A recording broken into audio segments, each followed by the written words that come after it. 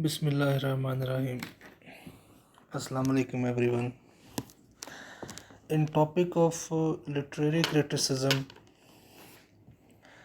today we will discuss a great work on criticism written by an unknown writer which is now labeled as Cassius Longinus. People they pronounce it in Longinus, Longinus also, but the exact pronunciation is Longinus. The first greatest work of literary criticism was the Poetics by Aristotle. And after Aristotle, this work of first century, it is on the Sublime, which is regarded, graded as second most important work in literary criticism. So we will discuss about this on the Sublime in this lecture. Sublime, first of all, let's talk about sublime or sublimity. Sublime means loftiness and greatest of thoughts. Something that is the greatest pleasure, you can say, that we can get from any written piece of literature. Whenever we come across any kind of literature that gives us pleasure, that gives us greatest thought beyond common experiences. Like most of the times we are happy, but there are few moments in life when we are happy from our soul, from from our inner side. That is actually known as sublime. The greatest pleasure when we get that touches our soul, any piece of literature that is written in such a way that it gives the reader that much pleasure, that much loftiness, the greatest expressions given by the writer that takes the reader to a level of sublime. That is actually known as sublime and sublimity. So let us discuss about it on the Sublime. It is actually a treatise, and it is written in epistolary form. Epistolary form means in the form of letters. Like you write a letter to your friend, then you write second letter, third letter, fourth letter, and so on. And all those letters they are combined together and they are published in a book, so it becomes an epistolary form. So these were the letters written by Longinus uh, to one of the famous figures, public figure uh, of that time in Rome. His name is Posthumous Trentinus. It is mentioned in this presentation in the next slide. It was now the first point to think about is in first century when it is said about, because the writer of On the Sublime is controversial. It is said that On the Sublime was written in first century. There was a person named Longinus. Then there was a person named Longinus in third century. So the historians and the literary people they had made a connection between first and third century. So finally they had decided that this Longinus cannot be from the third century. So it is somewhere in the first. It is all thought. It is only believed. Nobody is sure about it. No one is certain that who is the actual writer of it. But now this work is uh, given to given the name, the writer is given to Cassius Longinus. So first time in 1554 this work, it was written in first century, but it came to public in 1554 when Francis Robertello, an Italian writer, who first time published this work, and he named this treatise and this epistolary form of book as On the Sublime. So the name was also given by this Francis Robertello in 1554, almost after 1500, when this work was written by Longinus. Sorry, I was saying that the name is mentioned in the next slide, but it is mentioned here. The public figure's name is Posthumous Trentinus, to whom it was dedicated, and these letters were written to him. He was a well known figure in ancient Rome, in Greek. So, this in On the Sublime, uh, he talks about Longinus, he talks about all the writers of past 1000 years. When he wrote it, he started discussing the writings of past about a millennium, 1000 years, and he discusses 50 writers. And one thing I must mention here, he was much more inspired from Plato, who wrote the Republic. And he writes in his On the Sublime that the goal of a writer, now because we are discussing literary criticism, so you should keep in your mind that here we are discussing in we will discuss that which writing is good or which writing is bad, not about the writer's personal biographies, who was good or bad, but their writings. So in this, he says that the purpose of writing a literature. Now, first of all, he describes that what kind of literature should be. An overview picture of his he's giving us, that the purpose of writing literature is to achieve sublimity, that to give the immense pleasure to the reader that is beyond common experiences or beyond ordinary experiences. And then he defines what sublime is. So, sublime is the quality of greatness and greatest pleasure. It cannot be calculated, copied, and measured. Something that cannot be calculated. You cannot have a scale to measure it. You cannot have a tool to measure it. That how much sublimity or how much pleasure or greatest happiness somebody has achieved from it. So, unlimited, infinite, something that cannot be copied, that cannot be calculated. And loftiness and excellence in language, that I have already explained, and beyond ordinary experience, when the reader feels something in any writing beyond ordinary experiences. So the topic he first discussed in the Sublime, that there is nature and there is art. Nature is something that comes naturally in us, in humans, and art is something that we learn, like our natural talent. A boy who is 5 or 7 years old, he can run much faster than others. He is naturally talented to be a great runner, uh, naturally genius. Most of the people, we have seen that sometimes when you are in your class or you are in any, you talk about cricket, you talk about movies, you talk about singing, you talk about politics. So there is always someone who, from since the childhood, that few of them, they are naturally talented, they have some natural genius about anything. Natural genius doesn't mean that you are genius about your education and studies and all that, but about any field, whatever a talent a person is having. So this is something natural. If somebody tries to learn it, it can be learned, but someone who is naturally talented cannot be compared with the other who has learned it or who has some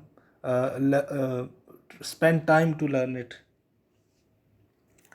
And then inspiration, that naturally we get inspirations, that few of the things that inspire us, it can also not be learned or not be skilled. And as compared to nature, nature is opposite to art. Art is something that is not talented in us, that is skilled. Skilled means that you try to learn something. For instance, most of us, if we do not know French language, we try to learn it. So we are not, when we try to learn it, some of us, for example, 10 students, they go to learn French language. One of them would be quite up to date to French language. Whatever is been taught to him or her, he or she will be on receptive end, more receptive end than others, as compared to the 9 students. Like The nine must be facing problems to learn, or must not be at that much high speed to learn French language, as compared to the one boy who's having the talent to learn. He has some inclination towards learning a language. So when you have inclination towards anything, as I have given you the example of language, French language. So that is something when you want to learn. Even when you want to learn something, you must have some inclination towards it. So you must have some, having a feeling that you want to learn it. Otherwise, it can never be. So it is practiced over and over again. When you learn something, you practice it over and over again to learn it. And specifically in writing, when we talk about as Longinus discusses in On the Sublime, that these are the writing skills that are learned, because you can have greater thoughts, you can be naturally talented, but when you talk about specifically about writing, then you need to, for instance, if you want to write a drama or a novel in Urdu language, the Urdu language that we speak in our daily lives, it cannot be used in our novels, in our dramas. So we have to learn, although Urdu is our national language, but still we have to learn the grammar of Urdu language. We have to open the dictionary of Urdu language to to bring our writing at the level of standard language. So writing is something that is art, that is actually skilled, that is actually learned. So this is between nature and art. So On the Sublime actually goes when he talks about the writer, that what kind of talent and what kind of learning skills a writer must have. He talks about nature and art. Then he also talks about false sublimity, that few of the writers, they actually, instead of giving sublimity to the readers, they disappoint the readers. Now how they disappoint them?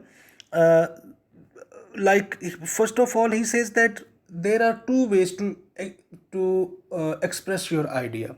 First thing is that you use only 4 words, 5 words, 10 words, and you explain the whole story in more appropriate words, in more appropriate way, in more appropriate sentence.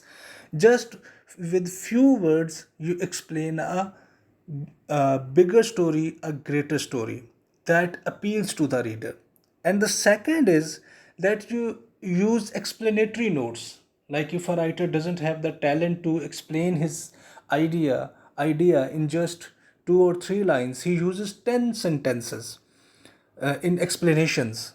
But that also appeals the reader. But in On the Sublime, Longinus says that if a writer uses this first form, like using few powerful sentences or words, like 2 or 3 sentences to say to explain his bigger or greater idea to the reader, then it is better than to explain in 10 or 15 lines. So to say your things in, like, in this way, you can talk about, we can, the better example is Allama Iqbal's poetry. When his poetry is, he just in one sentence he explains the whole story. So that is actually the more powerful writing of a writer, when he expresses his idea within just few words. Allama Iqbal is the best example for that, to understand this point. And he talks about those who uses, who are the writers who has false sublimity in their writings, because first of all, they use extra explanations. Like, they want to express their idea, but their words, their language, their sentences, their examples, quotes, they are not up to the mark, that they do not actually appeal to the reader. Second, the writer, they use flowery sentences and some difficult words, and some words that are, they actually focus on language only, but they do not focus on idea. They believe that using some dictionary word, using some uh, a vocabulary that is not commonly used by the people, it would show them as highly intellectuals or highly learned scholars. But in fact, they do not appeal to the reader, their words. So they actually do not bring any sublimity in their writing. Then they have empty emotionalism, because when they only focus on the words and the sentences, they forget to focus on the emotions of the readers. They focus only on the words and the language. So idea must be if idea is not expressed in idea if idea is not expressed without appealing to the emotions of the reader, then it is useless. The writer is actually not bringing the reader to the sublime level. And then a inappropriate way to bring novelty, that sometimes you introduce something that is new, something that is modern, something that appeals to the reader, but at the same times there are writers who are actually shallow writers. They try to bring novelty by force, something that is not new, but they try to make it new. Artificially they create something that actually then it does not appeal to the reader. So it is also a kind that leads the writer towards false sublimity. So to have sublimity in your writings, first of all, the writer must have moral excellence. Moral excellence means some kind of modesty, that he must have some sort of respect, some sort of level of excellence, morality. In this morality, he himself, Longinus, he did not publish his work because of his modesty, because he didn't want to show off himself that he is having these thoughts. That is why the writer of this On the Sublime is still controversial, that who is actually the writer. So must have some morality, must have some moral excellence. And I told you that he showed modesty, Longinus, that he did not publish this work with his name. Then he talks about social conventions and social subjectivity. He says, Longinus says in On the Sublime, that if a writer, he tries to think out of the box, if he writes something that is not actually uh, permitted in the society, by the society, it is not always bad. For instance, living in Pakistan, if somebody start writing about the things that are forbidden here, he openly talks about drinking wine. He openly talks about having affairs with women. He openly talks about prostitution. He openly talks about uh, going to prostitutes and describing the scenes between men and women, those who are forbidden. I mean, society doesn't, they are known as social taboos in our society.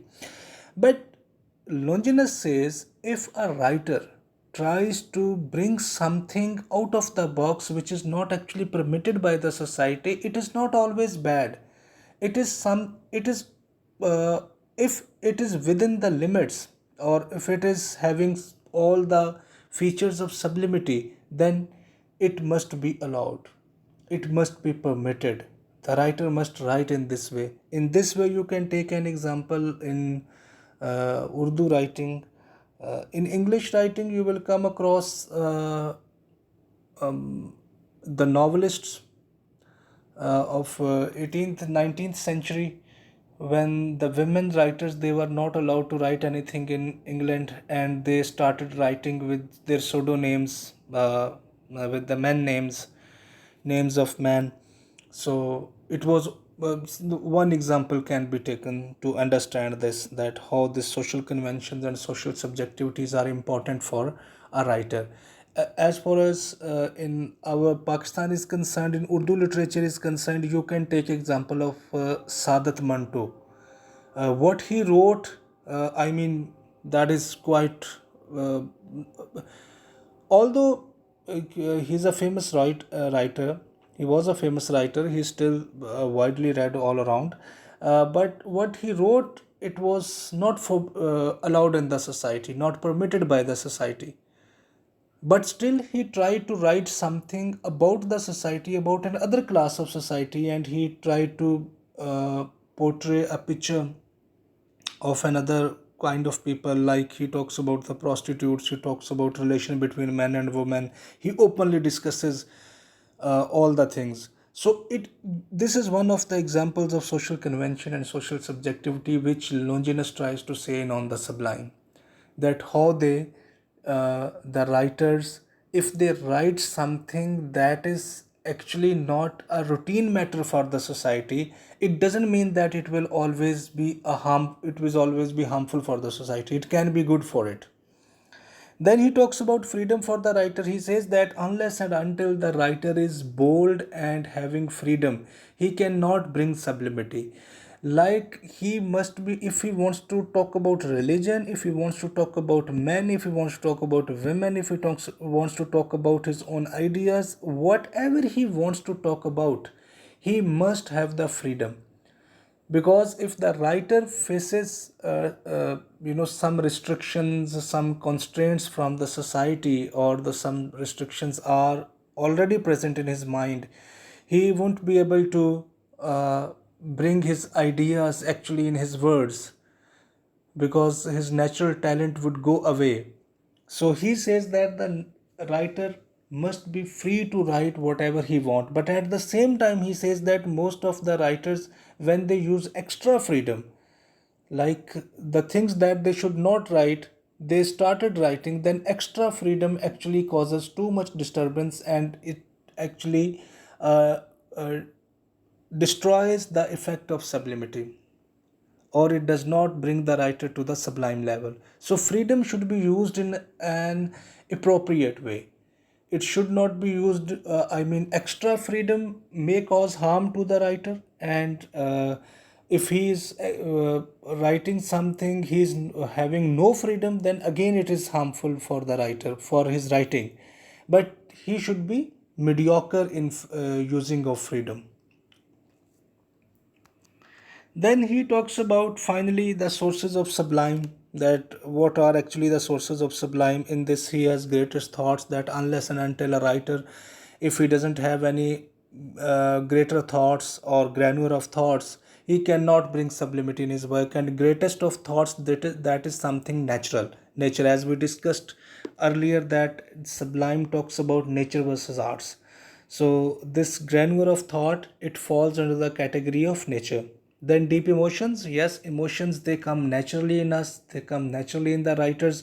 Now, when we talk about emotions, one thing everyone, uh, uh, all of us must keep in our minds, that Longinus doesn't talk about the emotions of the writers.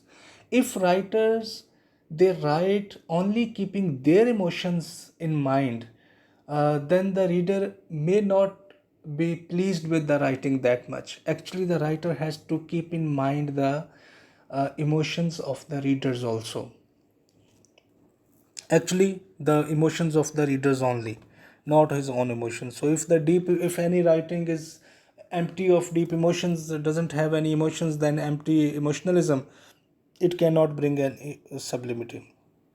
And the two are nature and three are art. Out of those five sources of sublime, actually they are five. So third, figure of speech, uh, like the sentences that we use, the figures of speech that are used in writing, because in writing figures of speech, and the most important thing, it is actually learned. As I have already given you an example of, when we want to write something in Urdu language, then we cannot write what we speak in our daily lives. We have to actually learn the grammar and the words and appropriateness, how to use appropriate Urdu in our language. Then we have suitable diction, that the language must be appropriate, as we already discussed, that if a writer starts focusing only on the words and sentences and forgets about his ideas and emotions, he cannot bring sublimity. If he only relies on his emotions and on his greatest thoughts or natural thoughts, then and he lacks the knowledge of figures of speech and language, then again he cannot bring sublimity. So he must have greatest thoughts, greatest ideas, and appropriate words with suitable language and proper figures of speech to bring sublimity. And then majestic composition, an excellent composition. Composition means, if it is a drama, the complete story. So the composition of the story, the composition of poetry, composition of anything, it should be composed in a way that it should appeal to the reader. That there should not be that there should be a harmony and cohesiveness between the ideas. So the reader must flow into the ideas of the writer, whatever the writer wants to describe. Then he talks about that why this sublimity or sublime, it has declined. He tells us the reasons. He says that there are two reasons actually, that is absence of freedom and moral corruption. That there is the people, they were not, the writers, they were not having that much freedom to write, that whatever the ideas they want to express, they were not allowed by the society to express it. So this was the reason that sublimity is missing, was missing in the writers' works in first century. And moral corruption, because he says that most of the writers, they are involved in moral corruption. Moral corruption means to forcefully bringing new ideas, focusing only on the language, try to show off yourself. When the writers, they try to show off themselves as uh, intellectuals and philosophers, but actually they are not. So they actually forget the purpose of writing. So these are the things that actually cause decline in sublimity. So these are the points which actually are discussed by Longinus in On the Sublime.